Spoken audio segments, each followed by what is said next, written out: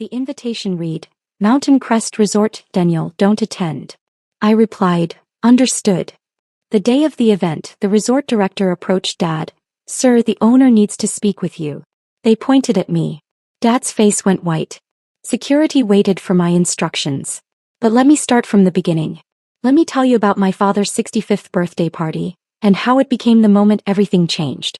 My name is Daniel Richardson. I'm 31 years old. And for most of my life I've been the family disappointment.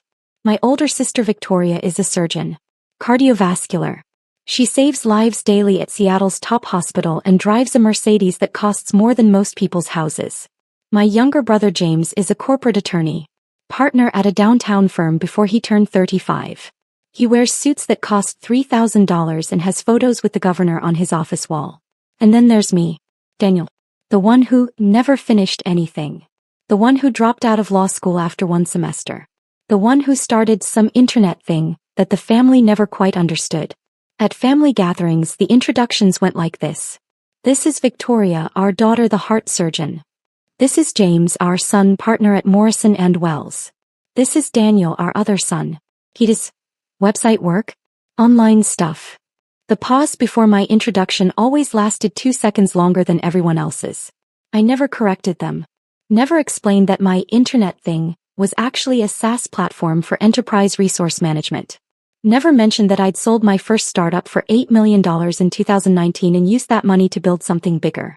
Never brought up the fact that my current company, Zenith Solutions, was valued at $180 million and served clients in 14 countries. I was watching, testing, waiting to see if anyone would ask the right questions. They never did. In 2021 I made an unusual investment. Mountain Crest Resort, a luxury property 3 hours north of Seattle.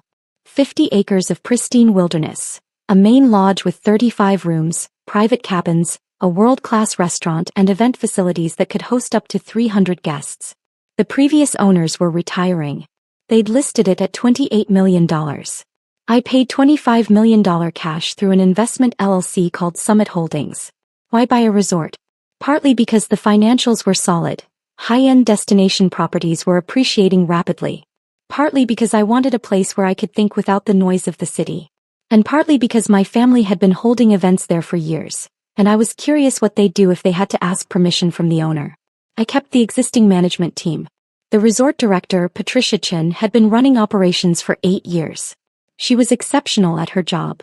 When I met with her after the acquisition I had one specific request. Run everything as you normally would. I'm a silent owner. But if my family books an event here I want to know about it. Patricia raised an eyebrow. Your family. The Richardsons. My father is Thomas Richardson. They've held events here before. I remember them. They booked a corporate retreat 2 years ago. And I believe there was an anniversary party. Exactly. If they book again let me know. But don't tell them I own the property. She looked at me for a long moment. May I ask why? I'm conducting an experiment in human behavior. She smiled. Understood. I'll keep you informed. For 3 years Mountain Crest operated under my ownership. Revenue increased 34%. Guest satisfaction scores hit all-time highs. And my family continued to have no idea that their disappointing son owned their favorite venue. The email arrived 6 weeks before Dad's birthday. Not addressed to me personally. It was a mass email sent to the extended family through my mother's account. You're invited to celebrate Thomas Richardson's 65th birthday at Mountain Crest Resort. Saturday, October 14th. Cocktails at 6 p.m., dinner at 7 p.m. Black tie. 180 guests. RSVP by September 30th. I was on the email list. Barely. My address was at the bottom after second cousins I'd met twice. I replied to the group email. Sounds great. I'll be there.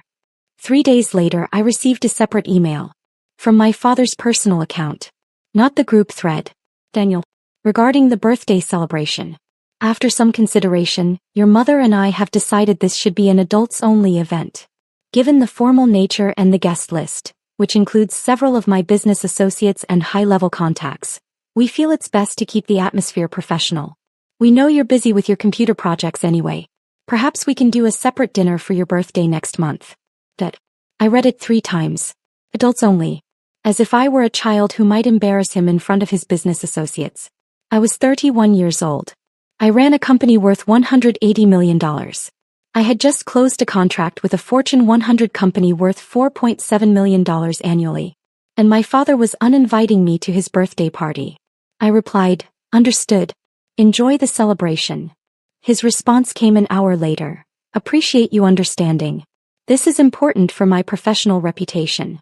I forwarded the entire email chain to Patricia at Mountain Crest with a simple note. "This is the event I mentioned. Let's discuss details." Patricia called me that afternoon. "Your father's assistant contacted us yesterday," she said. "They're requesting the grand ballroom premium bar service, the 7-course tasting menu and exclusive use of the grounds for the evening. Estimated cost, $85,000. And they have no idea I own the property. None whatsoever. They negotiated rates with our events manager like any other client. Perfect. Approve everything they want. Give them the presidential treatment. I want this to be the best event Mountain Crest has ever hosted. Daniel, can I ask what you're planning?" "I'm planning to attend my father's birthday party." "But he uninvited you." "He uninvited me from his event. But he can't uninvite the property owner from his own resort." I could hear the smile in her voice. "Understood. What do you need from me?" "Nothing unusual. Just run the event perfectly. I'll arrive around 6:30 p.m. When my father asks what I'm doing there, that's when I'll need you." "I'll be ready." I didn't tell anyone I was coming. My phone stayed silent. No calls from family asking why I wasn't attending, no one checking if I was hurt by the exclusion. The silence was its own answer. Victoria called once, but it was about something else entirely. "Daniel, do you know anyone who does website updates? The hospital's donation page is broken." "I might know someone," I said. "Great. Can you ask around? We need someone cheap though. The budget is tight." My company had a web development team of 47 people. Our smallest contract was $200,000. But she was asking if I knew someone cheap. "I'll see what I can do," I said. "Thanks." "Oh, are you going to Dad's party?" "I wasn't invited." "What? That's weird. Must be an oversight. You should call Mom." "It wasn't an oversight. Dad specifically uninvited me." Silence on the line. Then, "Oh, well, I'm sure he has his reasons. You know how he is about professional events." "I do know." "Okay, well, let me know about the website person. Bye." She hung up. Never asked if I was okay. Never questioned why our father would exclude me. James didn't call at all. October 14th arrived with perfect fall weather. Clear skies, temperature in the mid-60s, leaves turning gold and red across the mountain landscape. I drove up to Mountain Crest alone, arriving at 6:15 p.m. I parked in the private owner's spot behind the main lodge, a space the guests would never see. I was wearing a custom Tom Ford tuxedo that cost $8,000. Not because I needed to prove anything, but because I wanted to look exactly like what I was. Successful on my own terms. Patricia met me at the private entrance. "Everything's ready," she said. "Your father's party is in full swing. 178 guests. The dinner service begins at 7 p.m. Your father just finished his cocktail hour speech thanking everyone for coming." "Did he mention me?" "He mentioned Victoria's achievements in cardiology and James's recent case victory. He thanked them for being exactly the successful children he'd hoped to raise." I felt something cold settle in my chest. "I see. Daniel, are you sure you want to do this?" "I've never been more sure of anything." We walked through the service corridor to the main lobby. I could hear the party. Laughter, conversation, the gentle music of a string quartet I'd specifically approved for the event. "One more thing," Patricia said. "Your father's assistant called yesterday asking about extended hours. They want the party to go until 2 a.m. Open bar throughout." "And what did you tell them?" I said we'd need to confirm with ownership. They offered an extra $15,000 for the extension. "Approve it. Tonight is going to be perfect for them. Right up until it isn't." I walked into the grand ballroom at 6:32 p.m. The space was stunning. Crystal chandeliers, floor-to-ceiling windows overlooking the mountains, tables set with fine china and fresh flowers. My father had spared no expense. On my property. I stood in the doorway for a moment. Several people glanced at me, a well-dressed stranger in a tuxedo. No one recognized me immediately. Then my cousin Michelle saw me. Her eyes went wide. "Daniel, what are you doing here?" Her voice carried. Heads turned. I saw my mother's face across the room. Confusion, then something like panic. My father was near the bar, talking with a man I recognized as the CEO of a regional banking chain. He turned at the commotion. Our eyes met. I watched my father's expression cycle through surprise, confusion, and then anger. He excused himself from his conversation and walked toward me, my mother right behind him. "Daniel," he said quietly. "What are you doing here?" "Attending a party. I thought we discussed this. This is not an appropriate event for you." I got that message. The adults-only email was very clear. People were watching now, trying to pretend they weren't, but the conversations had gotten quieter. "Then why are you here?" My mother's voice was tight. "Daniel, this is embarrassing." "Is it?" I looked around the ballroom. "I think it's a lovely event. The venue is spectacular." My father stepped closer, his voice dropping. "I'm asking you to leave. This is my birthday celebration. These are important people. I don't need you here creating drama." "Creating drama?" I just walked in. "Your presence here is inappropriate. You weren't invited for a reason." "And what reason is that, Dad?" He glanced around. More people were definitely listening now. "This isn't the time or place." "No, I think it is. You sent me an email saying this was adults only. That my presence might damage your professional reputation. I'm curious what you think I might do that would be so damaging." My mother grabbed my arm. "Daniel, please. Don't make a scene." "I'm not making a scene, Mom. I'm just asking a question." My father's jaw was tight. "Fine. You want to know? You're 31 years old and you still haven't built anything real. These people here, they're executives, business owners, community leaders. They've accomplished things. I don't need them asking what my son does and having to explain that you run some internet hobby." The words hung in the air. An internet hobby. I looked at my father. Really looked at him. At 65, he was still imposing. Tall, well-dressed, the kind of man who commanded rooms. He'd built a successful consulting firm, retired comfortably, and spent his social capital carefully. And he saw me as a liability. "An internet hobby," I repeated. "Daniel." Patricia appeared at exactly the right moment. She walked up to our small group with the confident stride of someone who owned the space. "Because technically I did." "Excuse me," she said. "Mr. Richardson?" My father turned, grateful for the interruption. "Yes. I'm Patricia Chin, the resort director. I apologize for the interruption, but the property owner has arrived and needs to speak with you about tonight's arrangements." My father looked annoyed. "Can't this wait? I'm in the middle of my party." "I'm afraid not, sir. There's been some confusion about the event authorization." "What confusion?" "Everything was confirmed weeks ago." Patricia gestured toward me. "Perhaps the owner can explain."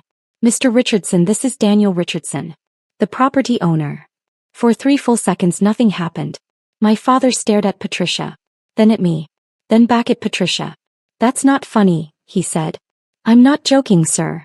Patricia produced a tablet and pulled up documentation. Summit Holdings LLC acquired Mountain Crest Resort in 2021. Daniel Richardson is the sole owner and managing member. She turned the tablet so my father could see. Articles of incorporation. Property deed. All with my name. The color drained from his face. My mother made a small sound. "Daniel, you own this place." "I do. Bought it for $25 million 3 years ago." Victoria had appeared next to us. "Wait, you own Mountain Crest? This entire resort?" "Yes." James was there too now, phone in hand like he was ready to fact-check everything. "That's impossible. You don't have that kind of money." "I sold my first company for $8 million in 2019. Used it to build Zenith Solutions.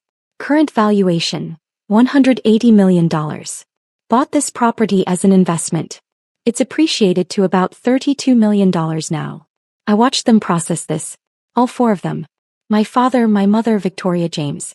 Their faces showed the same sequence. Disbelief, confusion, recalculation. "You told us you did website work," my mother said weakly. "You assumed I did website work. I actually run an enterprise software company with 200 employees across 4 countries. We serve clients like Boeing, Amazon, and Microsoft. Last year's revenue was $47 million. My father found his voice. "Why wouldn't you tell us this?" "I did tell you. Multiple times. You just didn't listen." "No, you said you did internet stuff. Computer projects. And you never asked for details. Not once in 10 years. You just decided it was a hobby and stopped paying attention." Patricia was still standing there, tablet in hand. Mr. Richardson, should I inform the guests that tonight's event is approved by ownership? There was some concern about the arrangements. I looked at my father. At his expensive suit and his shocked face and his birthday party full of important people. Tonight's event is fully approved, I said. In fact, I'm upgrading the bar to top-shelf spirits. No additional charge. Happy birthday, Dad. Daniel. Enjoy your party. All 178 guests. I've made sure everything is perfect. The 7-course meal, the string quartet, the extended hours until 2 a.m. All arranged on my property. I started to walk away, then turned back. Oh, and Dad? About my internet hobby. Zenith Solutions was named to the Inc. 5000 list of fastest-growing companies for 3 consecutive years. I was featured in Forbes 30 Under 30. And last month I closed a contract with the Department of Defense worth $12 million over 2 years. I let that sink in. But I understand why you wouldn't want me at your adults-only party. Clearly, I haven't accomplished anything real. I didn't leave. That would have been too easy. Instead, I walked to the bar and ordered a scotch. The bartender, who knew exactly who I was, served me a 25-year Macallan. On the house, Mr. Richardson, he said quietly. I took my drink and moved to the edge of the ballroom. Several guests approached me, curious about the commotion they'd witnessed. Are you really the owner? One woman asked. I am. This is a beautiful property. How long have you owned it? 3 years. We've made significant improvements to the facilities and increased our sustainability initiatives. What do you do when you're not running a resort? I run a software company. Enterprise Resource Management Solutions. She was genuinely interested. We talked for 10 minutes about technology, business scaling, and mountain property investments. She handed me her card. She was a venture capital director looking at tech investments. We should talk, she said. Your company sounds interesting. Across the room I could see my family in a tight cluster. My father kept glancing at me. Victoria looked shell-shocked. James was on his phone, probably searching for information about Zenith Solutions. My mother broke away from the group and walked over. Daniel, can we talk? Privately. Of course. We stepped out onto the terrace. The October air was cool, the view of the mountains spectacular. Why didn't you tell us? She asked. About which part? The first company I sold. The second company I built. The resort I bought. The Forbes feature. Which accomplishment exactly did you want to hear about? Any of it. All of it. Mom, I tried. For years. Every family dinner I'd mention projects I was working on. Contracts I'd signed. You'd smile and nod and then immediately change the subject to Victoria's surgeries or James's cases. We didn't know it was that serious. You didn't ask. There's a difference. She was quiet for a moment. Your father is very upset. I imagine he is. He didn't mean what he said. About you not building anything real. He did. He's believed that for years. Tonight just made him say it out loud. Daniel. Mom, I was uninvited to Dad's 65th birthday party. Not because of a space limit. Not because of budget constraints. Because he was embarrassed of me. He explicitly told me my presence would damage his professional reputation. He was just stressed about the event. Stop. Please stop making excuses for him. She looked at me with tears in her eyes. What do you want from us? Nothing. I don't want anything from you anymore. That's the point. I walked back inside, leaving her on the terrace. At 7 p.m. dinner service began. I sat at a small table in the back, a table I'd specifically had added to the seating chart. The 7-course meal was extraordinary. Seared scallops, duck confit, wagyu beef, each course paired with wines I'd personally selected from the resort cellar. My father gave another speech between the 4th and 5th courses. He thanked everyone for coming. He talked about his career, his accomplishments, his wonderful family. I'm blessed with 3 incredible children, he said. Victoria, who saves lives every day. James, who fights for justice. And Daniel, who is finding his way in the world. Finding his way. I was sitting in a ballroom of the resort I owned, drinking wine from my own cellar, listening to my father tell 178 people that I was still figuring things out. Several guests glanced at me. They'd heard the earlier conversation. They knew the truth now. After dinner, as people mingled and the dancing began, a man approached my table. Daniel Richardson? Yes. I'm Robert Chen, CEO of Pacific Systems. I heard an interesting conversation earlier about you owning this property. That's correct. I also heard you run Zenith Solutions. We've been looking at your platform for our operations management. Impressive work. We talked for 20 minutes. He asked intelligent questions about our architecture, our security protocols, our scalability. He understood exactly what I'd built. I'd like to schedule a demonstration, he said.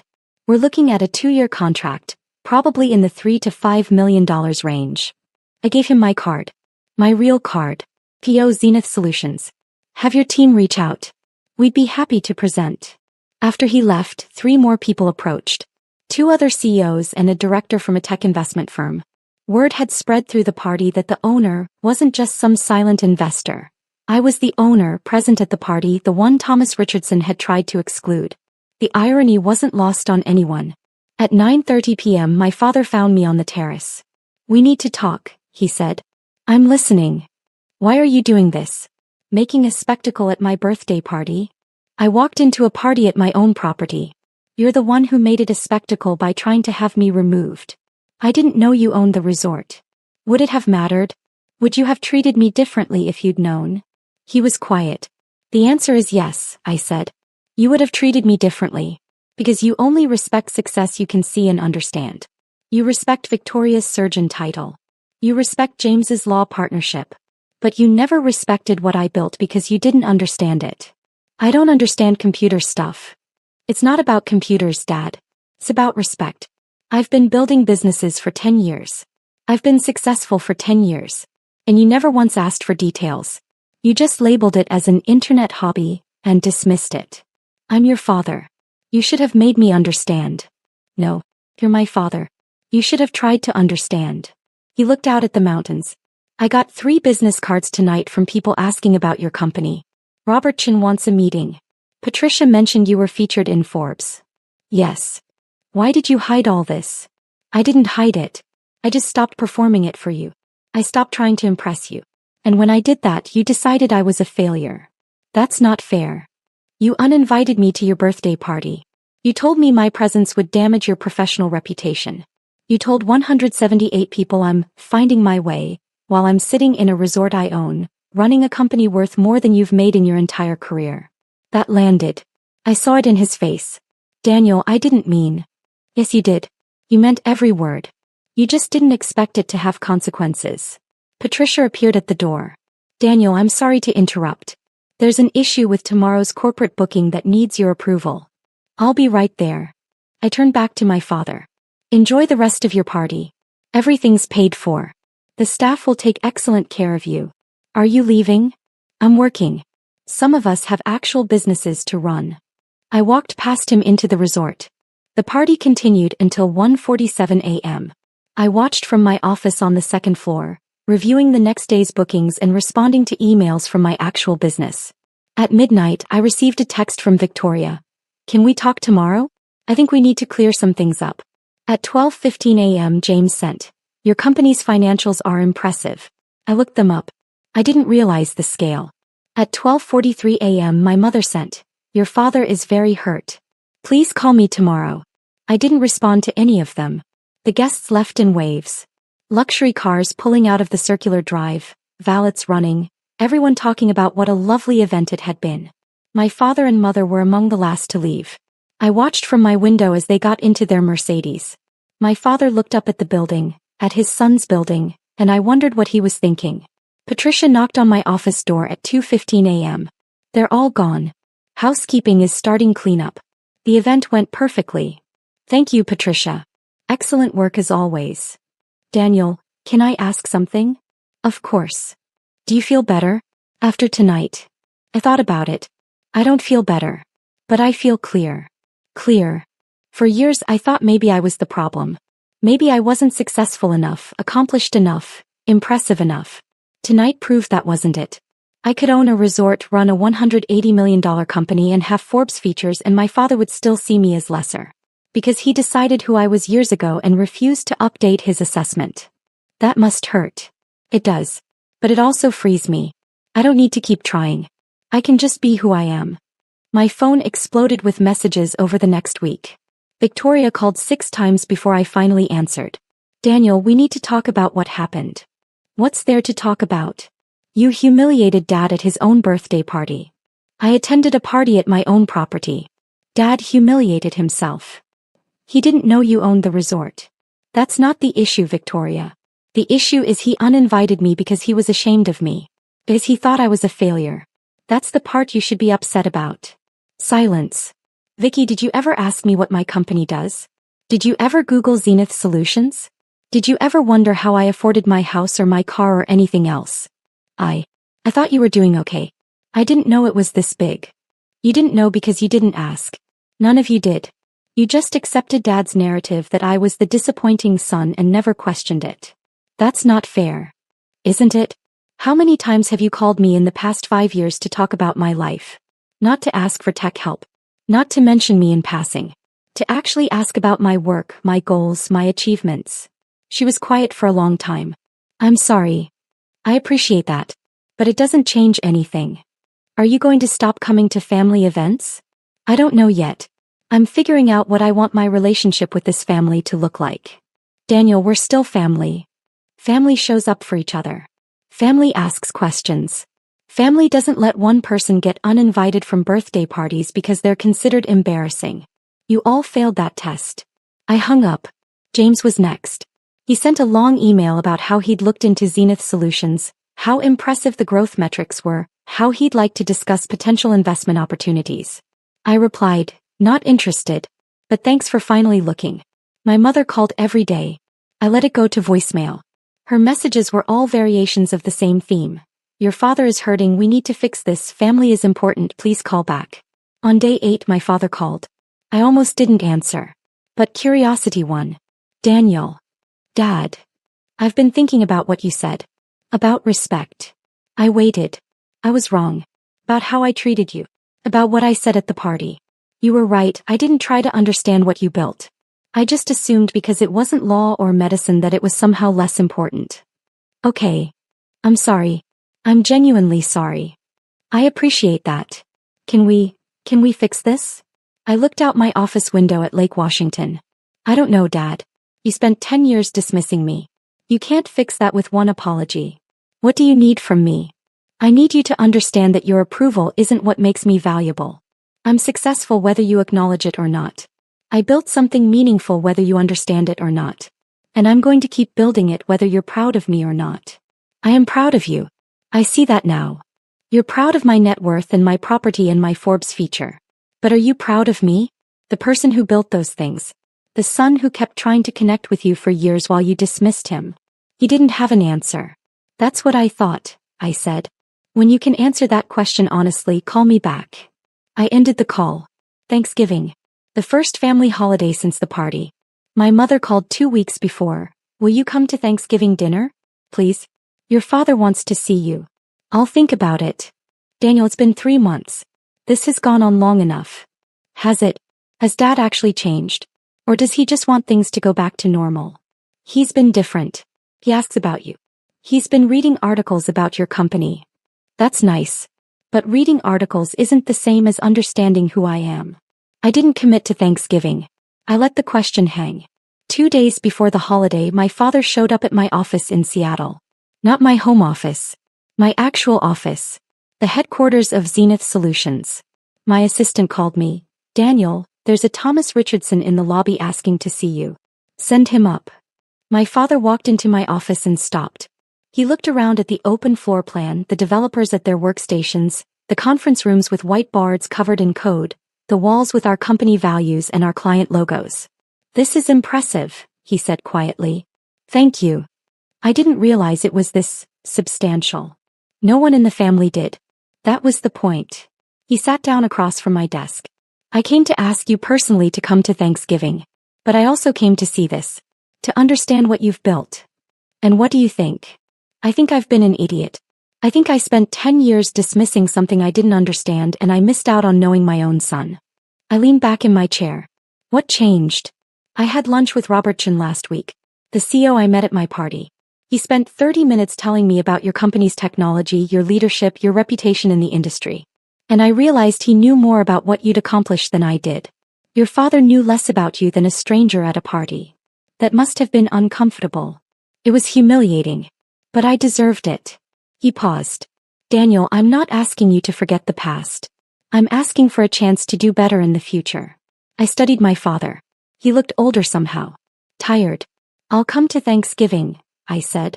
But things are different now. I'm not going to perform success for you. I'm not going to prove myself. I'm just going to be myself. And if that's not enough, then we'll know where we stand. That's fair. He stood to leave, then turned back. For what it's worth, I told your mother and Victoria and James that they need to apologize too. What happened wasn't just my fault. They all participated in dismissing you. I appreciate that. And Daniel, I've started telling people about what you've accomplished. Not because of the money or the Forbes feature. Because you built something from nothing and you did it without anyone's help. That takes real character. After he left, I sat at my desk for a long time. Was one conversation enough? Was it a start? Maybe. I showed up at my parents' house at 2 p.m. with a bottle of wine that cost $400. Not to show off. But because I could and because it was excellent wine. Everyone was already there. Victoria, James, their spouses, my parents. The introductions were different this time. This is Daniel, our son. He runs Zenith Solutions, a technology company. My mother's voice was careful, proud, uncertain. This is my brother Daniel. He owns Mountain Crest Resort. Among other things.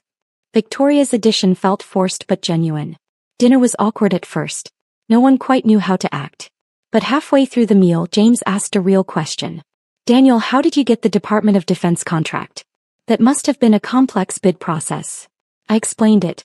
The RFP, the security requirements, the technical demonstration, the negotiation. He listened. Really listened. Asked follow-up questions. Victoria chimed in. I told the hospital board about your company. They're interested in your resource management platform for our surgical scheduling. Have them reach out. We'd be happy to do a demo. My father was quiet through most of dinner. But when dessert came, he raised his glass. I want to say something. 3 months ago I made a terrible mistake. I failed to see and appreciate what my son had accomplished. I let my own narrow view of success blind me to what was right in front of me.